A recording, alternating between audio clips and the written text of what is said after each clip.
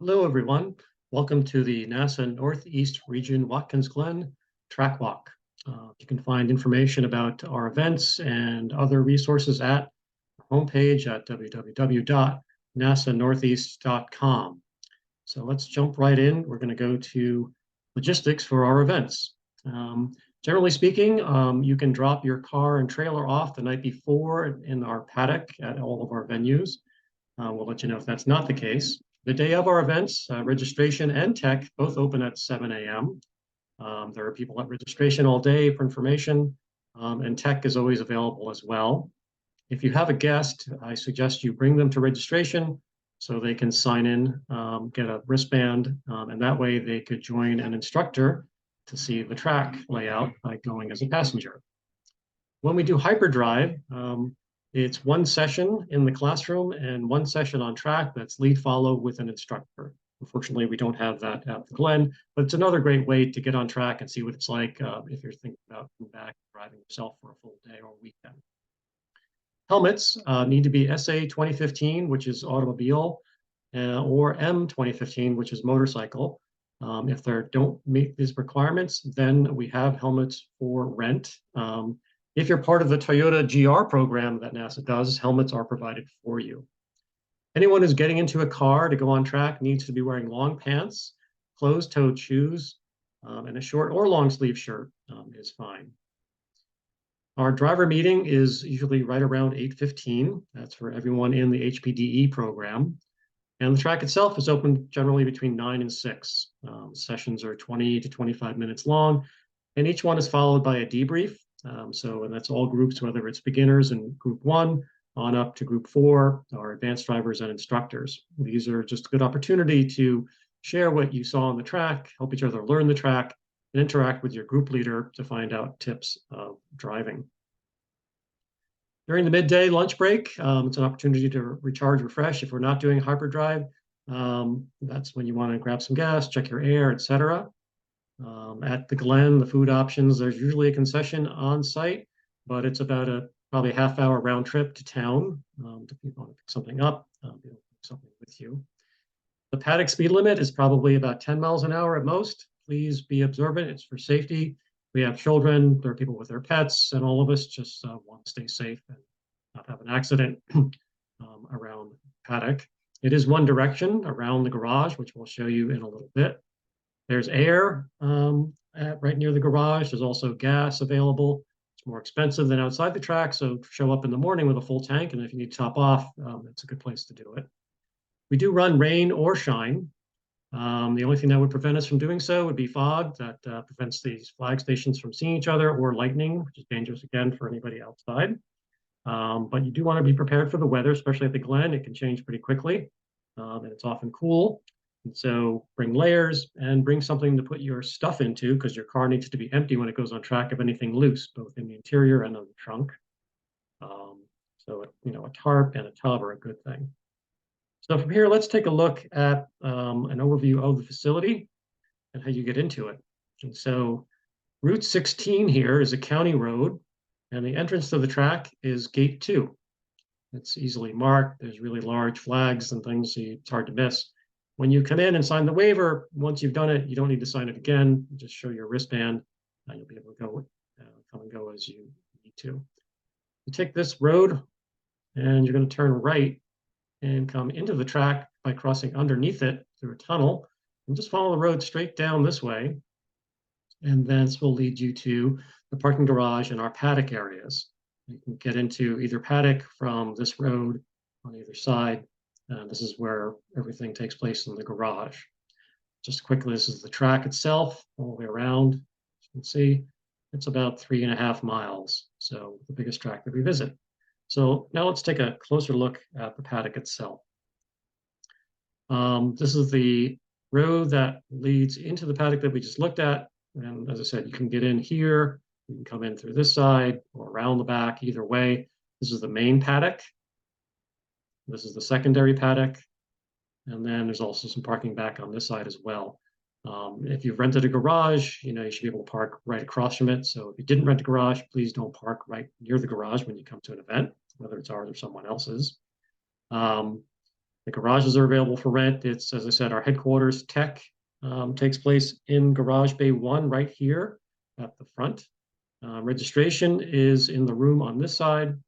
And debrief sessions actually will either take place in the garage or in the media center out here. DE1, our beginners that I lead, and the GR group that my friend Paul leads will be out here. In addition to that, there is a small shop, the little speed shop, just like it says. They have lots of stuff that you might track, some services too. The way that we get onto the track itself and the direction of traffic around the paddock, at least around the garage, is counterclockwise. So we're getting ready to go on track. We'll line up next to the garage on this side, and we'll take this path out onto the pit area, the cold pit, the hot pit, etc. And we'll end up going out onto the track down this direction between turns 1 and 2, which we'll show you on the map and on the track walk itself. Coming back into the pit is right next to it. So you're coming off track right here, and this split shows you kind of where the track is and where the pit in is. And this is a pedestrian bridge. So you'll come in and turn right. You come in back here to go to your paddock, park and get to your meeting. So from here, we'll just start by going to the straightaway and looking at the track. So as I said, this is the main straight. This is the garage. When we leave, we're coming out past the garage, and we'll line up in this area before heading out onto the track, going down along this cold pit area and out onto the track between 1 and 2, where our blend line is. As you'll see, this is the S's, back straight, the name. The inner loop, which we refer to as the bus stop. The outer loop, this gray section is the NASCAR track portion. They don't run the boot, but we do. The chute leading down into it, downhill into the toe, across the bottom, heel, up where we rejoin the NASCAR track, through 10 and around and pit in is right here. There's a blend line that we'll look at in the detailed pictures. So let's start off by looking at the straightaway and start finish. And so here we are, start finish, the tower where the flag is thrown to start the session, to end the sessions. And on the right is the pit area where we'd be lining up on the other side of this wall. As you can see, the main straight does go uphill a tiny bit. Then after start finish, it goes back downhill. There's a lot of elevation change at the Glen, more so than at any other track that we visit in the Northeast. And so here we are looking at the entrance to turn 1. As you see, it is trending downhill. You can see the brake markers on the left, and you can see how the cars are lining up. I'm racing in particular against the car directly ahead of me and another BMW Spec E30. These guys are racing in a different race, but you've got a good idea of how people line up for the corner. So next we'll look at the apex. So now we've turned into the corner, and the apex is right over the lower level of curbing. I'll say the curbing at the Glen is usable. It's very friendly and it's very communicative, shaped differently to tell you where you are on the track. And so, as you can see, there's a lot of camber here too, meaning that the outside of the corner is banked higher than the inside of the corner. And so that helps you carry speed and hold the car. And we'll see that around the track in many places. Coming to the corner, we want to track out, and you'll see this is curbing. There's a lot of room on the outside here, so there's plenty of room if you miss the apex. That's not a problem. Let's see what that looks like. So here we are between turns 1 and 2. This is the exit curbing that we just saw, and this is all that space. As you can see, it's as wide as a car, and you can ride on it there or be inside. And this is the blend line on the right. So when you're exiting the pit, this is when you're coming onto the track, and it goes just about down to where the flag station is right here at the entrance of turn 2. These are the S's heading up the hill. In smaller cars like the ones here on the track will be flat to the floor all the way through to the top of the S's through turns 2, 3, and 4. So let's move on into the S's. So here we are at the entrance to turn 2. As you can see, it's uphill.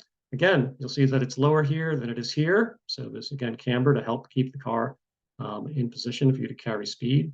And as we go up this hill, we're going to go out left, come back right, once we've gone to the apex right where the Honda is, and then go back left again. So we'll take a look at that real quick. So here we are. We've gone through 2. We're heading into 3. So we've hit the curbing on the right-hand side, and we've moved over to here is where we're aiming to get to the curbing on the left-hand side to crest the hill, at least the part of the S's hill. It does keep going up even after this. Here we are at turn 4. So we transitioned from the left back to the right, right next to the fence. And we're aiming at this curbing here, right where the Honda's going. And from here, we want to track out towards the fence on the opposite side to the left on the back straight. And as you can see, it's still going uphill, and there's still plenty of camber here too. Here we are on the back straight. As I said, you can see it goes uphill. Further in the distance are brake markers and a flag station.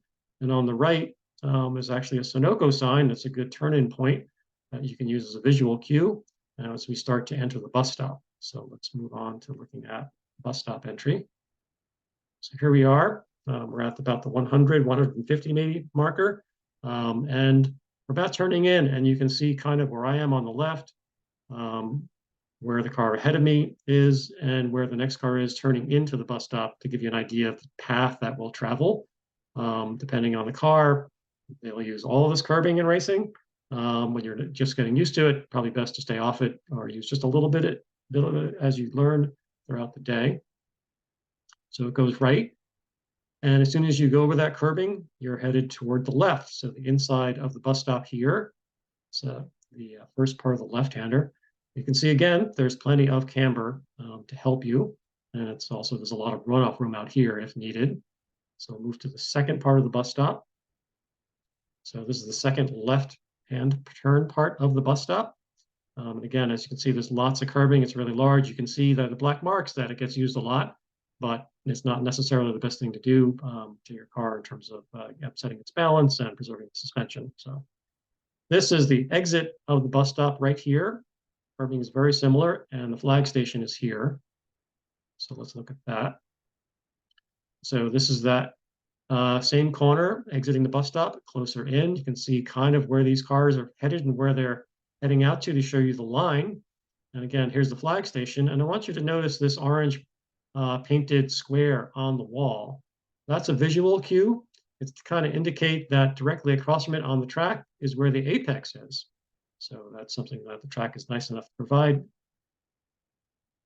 And now we're looking at coming around into the carousel or the outer loop.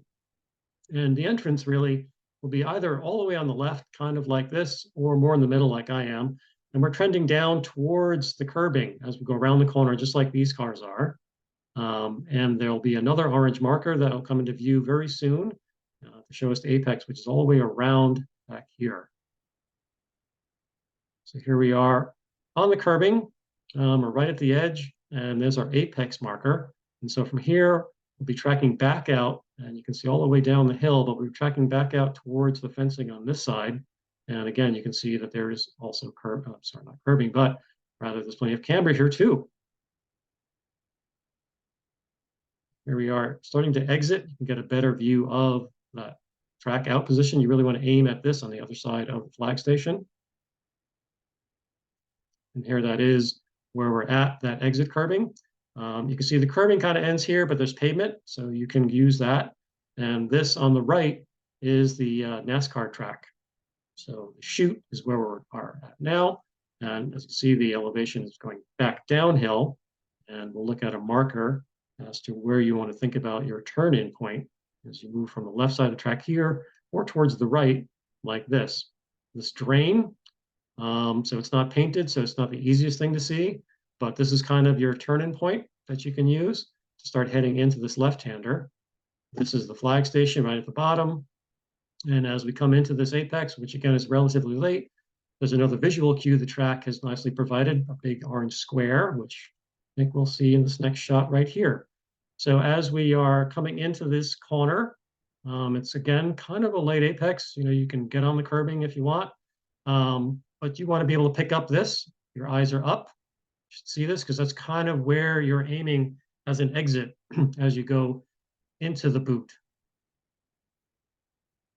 So here we are, we've passed that apex on the right-hand side, and this is that curbing we're lined up on the right. And from here, we're gonna move back to the left side of the track. And as you can see, it's still kind of trending downhill as we head to the toe. And here we are lined up for the toe. So the brake markers are on your left, and it's a very high-speed part because you're still going downhill. This hill is steep, and the turn is quite uh, close, I guess, best way to describe it. It's like a hairpin, so you're going to lose a lot of speed as you go into this hill. And you want to line up either on the left or more towards the middle, like we are here. And as you go in here, you'll see these cars are not all the way to the edge, but lining up more to the middle as they head towards the apex, which is around this side. So here we are, kind of right by the apex of the corner. And as we go up the hill and out, we'll be exiting. As you can see, we've moved away from the curb. We're heading towards this side of the track as we leave the toe and start heading towards the heel of the boot. And as you can see, we've gone uphill again. And let's take another view of this. So now we're turning out. If you've done the corner really well through the toe, you're going to end up using this extra bit of pavement that's here right across the white line. And this is the flag station and the crest of the hill. So the next shot will show us when we've gone past that flag station and into the heel. So here we are, past the flag station, into the braking zone, turning into what's pretty much a 90-degree corner. Again, the apex is probably a little around the corner, not here, but more around here. And again, as you can see, there's lots of runoff room. There's plenty of camber. So it's a heavy braking area. And it's also a high-speed corner. And that runoff area continues all the way around, as we'll see in just a moment. So here we are, having moved from the apex over towards the exit of the corner, actually really up here. And look in the distance, you can see where we'll be trending. From this side, the ideal line is to move across the track to this side. The flag station is right here in front of this billboard. So you want to kind of aim right at that when you come out of this corner and go this way. Since I'm racing my friend Evan in the other BMW, we're fighting for track position. So where we are on the track is probably not ideal for a lap time and probably not what an instructor would tell you to do, but we're going door to door. So ideally, we'd be over here and turning in to turn 9. And this is where the NASCAR track is, right here. So when we come across here, unlike pretty much every other corner we've described where there's camber to help you with the car, there might be a little bit at the start, but then the track flattens out here, so it's really off camber for you. So that's a difference and makes this corner particularly difficult to learn. So here we are coming through across the curbing on the inside of this corner, which is turn 9. And you can see this exit curbing, and you can see where people kind of overdid it and slid into the wall. So we want to aim not so much here, but further down the track and line up on the right side along this exit curbing to set up for turn 10, which will almost bring us to the end of the lap. So as you can see here, we're lined up on the right-hand side, right along the white line. And this is another corner that now you can see that camber has come back and it's slightly uphill. So we don't need a whole lot of brake here. It's quite quick. And there's, again, a lot of room out here, which we'll look at in just a moment. Here we are exiting turn 10. And as you can see, there's a lot of room and there's a lot of camber. This is the curbing. If you go over this curbing, there's a lot of pavement. But I also want you to look up because this is actually the pedestrian bridge that you may have noticed in the track map or even our picture of the paddock, which is this area right here. Grandstands and garage, all that is right there. And we're heading towards turn 11, the final turn on the corner, and we're going to be able to see the pit in lane in the next image. So here we are. There's a flag station that's on our left. We can kind of use that as the turn-in point. There's curbing on the right, and this is the pit in lane. And as you can see, the track ideal line really takes you right across that. So if someone is pitting in, you need to yield, go around them, obviously. And you know they're pitting in because they'd have their hand up, their left hand up out the window and making a fist. So they need to stay in the blend line. And we'll look at that a little more closely. For on track, you're going to go through here, either around it if there's a car in the lane, or right through here and aim down this way. So here we are a little bit further along in this corner. Again, this is where you want to aim this curbing along here as you pass underneath the pedestrian bridge. And this is the track in lane again. And you can see this is where it splits to go into the paddock area where the garage is or back down the straight. And this is the view as you're all the way tracked out. To the left, we are right against the curbing. And after the curbing, there's actually more pavement here. And all the way down here is the start finish again. This is for pit in. So now that we've done a lap, let's take a look at the track map again, just to reorient ourselves. Here's our garage. We'll come out. We'll be lined up here to stage. And when we go out, we'll go down this road, the access road, to get out onto the track. This is the blend line right here, all the way down to about here in our S's. And you can kind of follow from curb inside, middle of the track, curb, curb to this side, across the track again to the curb, and then to this side all the way on the left, and all the way down where we're braking for the bus stop. The inner loop and our Sunoco sign will be right around here, around this loop. So there, you aim at the curb, here, here, and here. That'll carry us out towards the middle of the track or to the all the way to the left side of this outer loop. As we head downhill, go past the NASCAR area, come out to the right-hand side where the exit curbing is.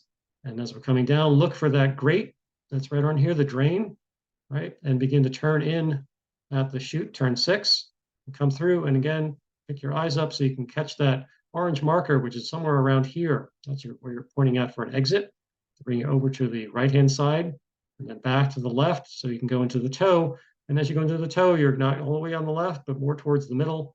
And the apex is somewhere around here, pretty late, and exiting to get that extra bit of pavement if you can, and right along the left-hand edge of the track until you are braking and turning into the heel, which again, this is a hill.